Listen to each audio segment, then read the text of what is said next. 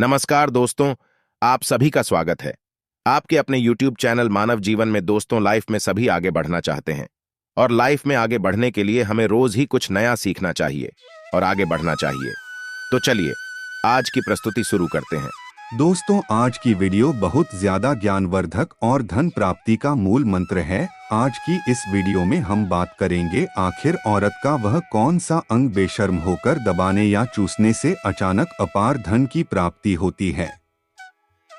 लोग औरत का कौन सा अंग दबा और चूसकर अमीर बन जाते हैं। जो भी मनुष्य औरत का यह अंग दरबार चूसता है, उसके घर में सदा माँ लक्ष्मी का वास रहता है और माँ लक्ष्मी की कृपा सदैव बनी रहती है। तो दोस्तों, आज की इस वीडियो में हम बताएंगे औरत का वह कौन सा अंग जिसे हर पुरुष को दबाना या चूसना चाहिए। नमस्कार दोस्तों, आप सभी का स्वागत है आज की इस बेहद ही ज्ञानवर्धक जानकारी भरी वीडियो में। दोस्तों, आपको पता चल ही गया होगा कि आज की वीडियो में हम क्या सीखने जा रहे हैं।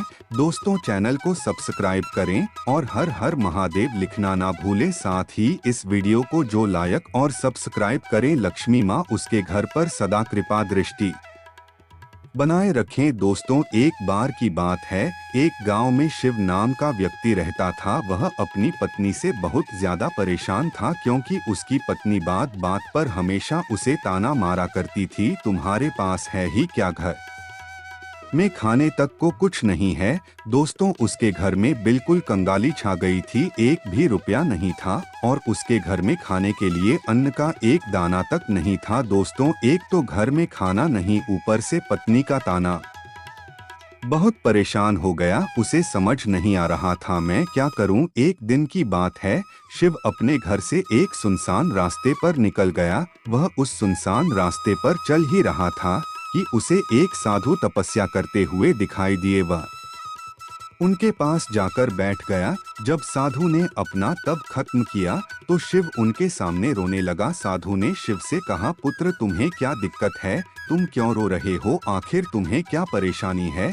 तब शिव ने साधु महाराज से कहा, है महाराज, मेरी एक पत्नी है जो कि मुझे रोजाना ताना मारती है। मैं गरीब हूँ तो मैं क्या करूँ, कितना भी कुछ कर लूँ लेकिन धन कमा ही नहीं पाता हूँ। अभी तक एक छोटा सा धंधा था, वह भी पत्नी के क्लेश की वजह से चौपट हो गया। वह दिन रात मुझसे झगड़ा करती है। अब तो मैं दाने दाने के लिए परेशान हो गया हूँ। हमारे घर में खाने के लिए कुछ भी नहीं है, इसके अलावा पहनने के लिए वस्त्र भी नहीं है।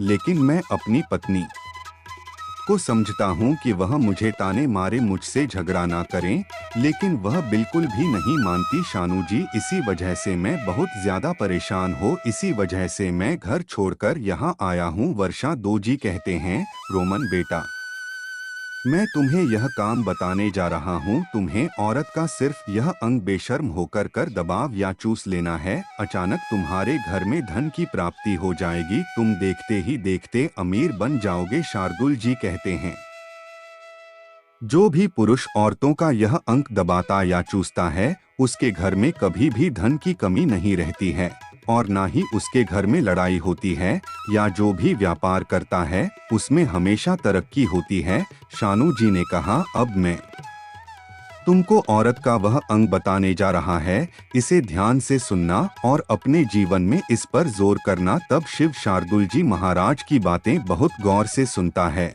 और कहता है, जितना जल्दी हो सके मुझे यह बता दो। दोस्तों, तभी शार्दुल जी महाराज उस आदमी को एक कहानी सुनाते हैं और बताते हैं, एक नगर में एक किसान रहता था। उसके बहुत सारे खेत थे जिस पर वह दिन रात मेहनत करता था। उसके घर में किसान और उसकी पत्नी रहा करते थे। उस किसान और उसकी पत्नी ने आपस में बहुत ज्यादा प्रेम था। उसके घर में किसी भी प्रकार की लड़ाई झगड़ा या क्लेश नहीं होता था। इसी वजह से उसके घर में सदैव माँ लक्ष्मी का वास रहता था और उसके खेतों में इतनी ज्यादा पैदावार होती थी कि वह दिन प्रतिदिन और अमीर होता जा रहा था। उस किसान और उसकी पत्नी ने इतना प्रेम था कि आसपास के लोग उन्हें देखकर जल जाया करते थे। धीरे धीरे उसके पूरे गांव के लोग जान गए किसान और उसकी पत्नी में बहुत ज्यादा प्रेम है। धीरे धीरे यह बात उस नगर के राजा तक पहुंच गई। दोस्तों, किसान और उसकी पत्नी के बाद जब राजा के पास पहुंचती है तो राजा भी उसके प्रेम की काफी ज्यादा तारीफ करते हैं।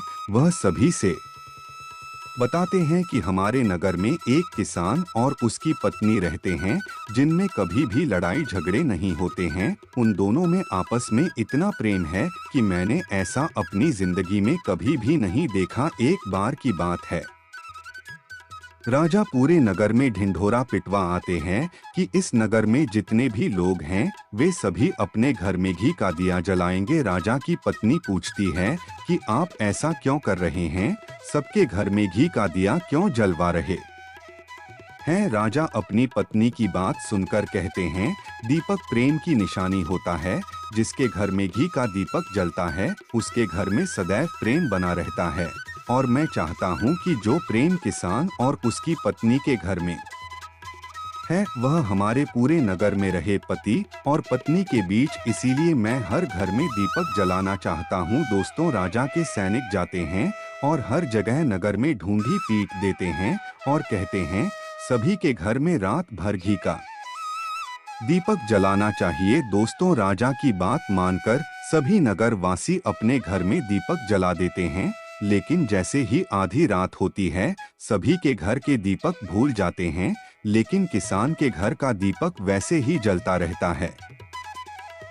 दोस्तों, दीपक हमेशा किसान की पत्नी चलाती थी, लेकिन उसकी बात नहीं मानती थी। वह हमेशा अपनी मनमानी करती थी। उसका जो भी मन करता था वह वही काम करती थी, लेकिन किसान को इस बात से कोई भी दिक्कत नहीं होती थी, क्योंकि किसान बहुत समझदार था। किसान सोचता था यदि मैं अपनी पत्नी को रोक टोक करूंगा तो घर में बेवजह ही लड़ाई झगड़ा होंगे। इसी वजह से कई चीजें किसान अपनी पत्नी की यह बातें अनदेखा करता था। सान इस वजह से अनदेखा करता था कि उसके घर में प्रेम बना रहे। राजा अपने महल में छोड़कर पूरे नगर का नजारा देख रहे थे। उन्होंने देखा कि सारे नगर में किसी के घर में दीपक नहीं चल रहा है, लेकिन किसान के घर में दीपक जल रहा है। तब राजा अपनी रानी से बोलता है कि देखो, किसान और उसकी पत्नी के घर में दीपक जगह लगा रहा है, लेकिन पूरे नगर में कहीं भी दीपक नहीं चल रहा है। इसी से पता लगता है कि किसान और उसकी पत्नी में कितना प्रेम है। तब राजा की पत्नी राजा से बोलती है कि जो किसान और उसकी पत्नी में प्रेम है वह किसान की पत्नी की वजह से है, और इसी वजह से उसके घर में इतना ज्यादा प्रेम है। दोस्तों, जब राजा रानी की बात सुनता है तो कहता है, नहीं, तुम्हारा सोचना गलत है। जो प्रेम किसान के घर में है वह उसकी पत्नी की वजह से नहीं है, बल्कि वह किसान की वजह से है। रानी, यहाँ पर किसान बहुत ज्यादा समझदार है। आपका सोचना गलत है, और यही वजह है जो कि उनके घर में कभी भी लड़ाई झगड़ा नहीं होता है। दोस्तों, राजा कहता है किसान समझदार है, और रानी कहती है किसान की पत्नी समझदार है। दोस्तों, इसी तरह कुछ देर चलता रहा। राजा कह रहे थे किसान समझदार है, रानी कह रही थी किसान की पत्नी समझदार है। इसी बात को लेकर राजा और रानी के बीच काफी झगड़ा हो गया। इसके बाद रानी ने राजा की दाढ़ी उखाड़ ली और राजा ने रानी को उठाकर पटक दिया। इसके बाद राजा कहता है, हम लोगों को झगड़ा करने की जरूरत नहीं है, क्यों ना हम किसान और उसकी पत्नी की परीक्षा ले लें। सारा दूध का दूध और पानी का पानी हो जाएगा। लड़ाई करने के बाद इस बात पर राजा और रानी दोनों सहमत हो गए और दोनों की परीक्षा लेने के लिए तैयार हो जाते हैं। तब राजा अपने महल में जाता है और एक पुरुष सैनिक को बुलाता है और पुरुष सैनिक से बोलता है कि तुम किसान के पास जाओ और जो जो प्रश्न मैं तुमसे बोल रहा हूँ वह तुम किसान को बोल देना। महापुरुष सैनिक बोलता है, ठीक है महाराज। पुरुष सैनिक राजा की बात सुनकर किसान के पास जाता है। उस समय किसान की पत्नी खेतों में गई थी, लेकिन किसान की कुछ तबीयत ठीक नहीं थी, इस वजह से वह खेतों पर नहीं गया था। इस समय पूर्व सैनिक किसान के घर पहुंच जाता है और किसान से कहता है, मैं राज दरबार से आया हूं, राजा साहब ने मुझे भेजा है। दोस्तों, किसान कहता है, बताइए मैं आपकी क्या सेवा कर सकता हूं, आप बैठ जाइए। मैं आपके लिए पानी लेकर आता है। तब वह सैनिक बोलता है कि नहीं, तुम कुछ भी मत लाओ, मैं राजा का सैनिक हो, बस आपके पास राजा का समाचार लेकर आया हूँ। तब किसान कहता है ठीक है सैनिक, आप मुझे बताओ राजा साहब ने मेरे लिए क्या समाचार भेजा है। सैनिक कहता है किसान, राजा साहब ने यह बोला है कि यदि तुम अपनी पत्नी को छोड़ देते हो तो राजा जी आपको बहुत सारे हीरे जवाहरात और साथ में तुम्हारे जमीन से 2 गुना ज्यादा जमीन राजा जी आपको गिफ्ट में देंगे। इसके अलावा राजमहल का आधा हिस्सा भी आपको दिया जाएगा। लेकिन जो किसान ने जवाब दिया वह सुनने लायक है। किसान ने कहा राजा जी अपना पूरा राजमहल मुझे क्यों न दे दे, लेकिन मैं अपनी पत्नी को नहीं छोड़ूंगा, जाओ और अपने राजा से कह दो किसान ने ऐसा कहा है। सैनिक जाता है और राजा को सारी बातें बताता है। इस समय रानी वहां पर सैनिक की बात सुन रही थी। सुनने के बाद रानी ने कहा आपने किसान की तो परीक्षा ले ली, लेकिन किसान की पत्नी की परीक्षा नहीं ली है। इस तरह से हम कैसे पता कर सकते हैं कि कौन समझदार है। इसके बाद रानी ने कहा अब मैं भी किसान की पत्नी की परीक्षा लेना चाहती हूँ। जब दोनों की परीक्षा हो जाएगी तभी पता चलेगा कि कौन समझदार है। फिर रानी ने भी एक सैनिक बुलाया और कहा कि मेरी बात किसान की पत्नी को बोलना और याद रखना, यह बात तभी बताना जब किसान वहां पर ना हो। सैनिक ने पूछा कि रानी क्या बात बतानी है, वह तो बताओ। तो रानी ने सैनिक को सारी बात बता दी। सैनिक किसान के घर जाता है और उसके घर में आवाज लगाता है तो उसके घर से किसान की पत्नी निकल कर आती है और कहती है बताओ क्या हुआ, क्यों ढिंढोरा पीट रहे हो। तो सैनिक ने कहा कि राजमहल से आया हूँ, मुझे रानी ने भेजा है।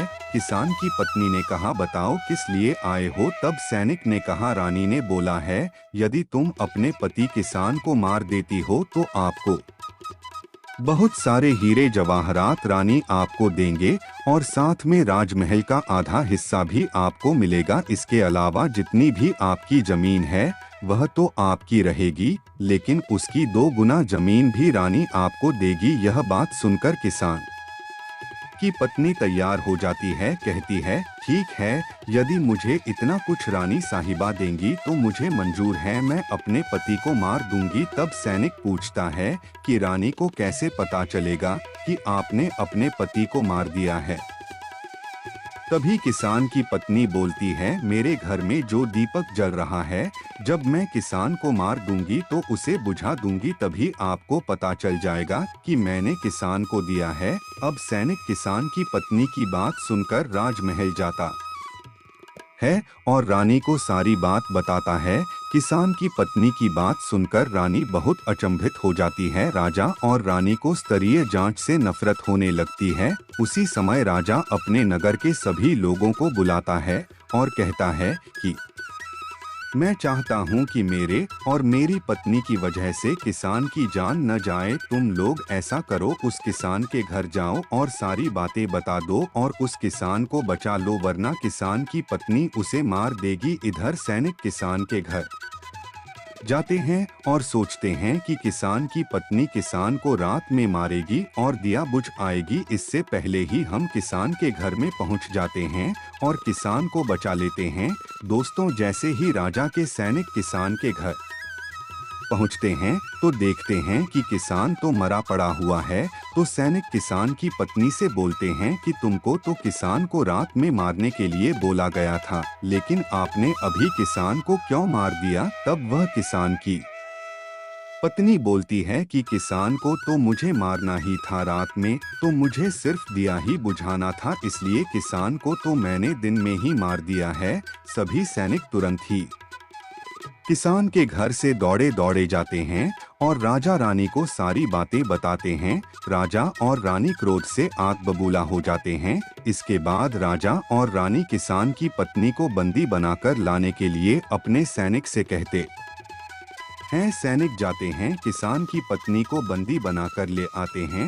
राजा किसान की पत्नी से पूछता है ऐसा तुमने क्यों किया, तुम लालची औरत हो, तुम्हें पैसों से प्यार है। तभी किसान की पत्नी ने जवाब दिया और बताया कि मुझे तो किसान को पहले ही माना था, वह तो मैं कोई बहाना ढूंढ रही थी क्योंकि किसान की आदत बहुत खराब थी, वह मेरे साथ बहुत खराब व्यवहार किया करता था। तो राजा ने कहा, ऐसा क्या करता था किसान? तो किसान की पत्नी ने जवाब दिया, वह मेरे नाक का ऊपरी हिस्सा अपनी उंगली से हमेशा दबाया करते थे। इसके अलावा किसान एक काम और मेरे साथ करता था, वह किसान मेरे कान का पिछला हिस्सा अक्सर अपनी जेब से स्पर्श किया करता था। राजा ने पूछा, ये बताओ, जब आप लोग गरीब थे तब क्या किसान आपके साथ यह काम करता था? तो किसान की पत्नी बोलती है, नहीं महाराज, तब ऐसा नहीं करता था। तब राजा ने कहा, मैं समझ गया कि किसान ऐसा क्यों करता था। उसी समय शार्दुल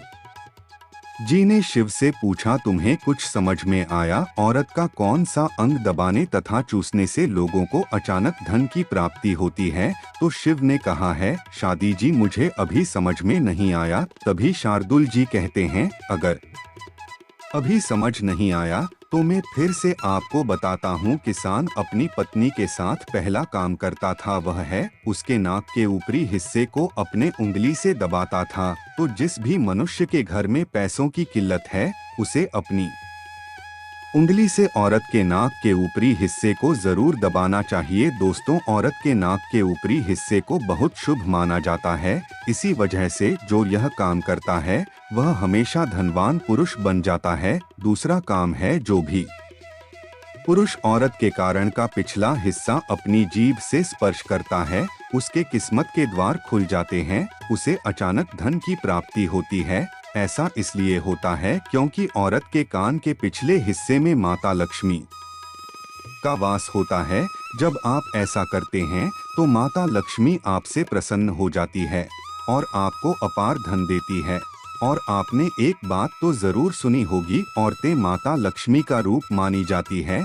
इसी वजह है इस संसार में जो भी मनुष्य या दो पवित्र काम करता है, उसका घर धन से भर जाता है, जो कि इस कहानी में किसान भी अपनी पत्नी के साथ करता था। लेकिन आप जब भी ऐसा काम करें तब आपको अपनी पत्नी को पूरी बात बता देनी चाहिए, अन्यथा आपके जीवन में इसी तरह अनर्थ भी हो सकता है। दोस्तों, आज का ज्ञानवर्धक वीडियो कैसा लगा कमेंट करके जरूर बताएं और कमेंट में हर हर महादेव लिखना ना भूलें। आज के लिए बस इतना ही इस वीडियो में दी गई जानकारी।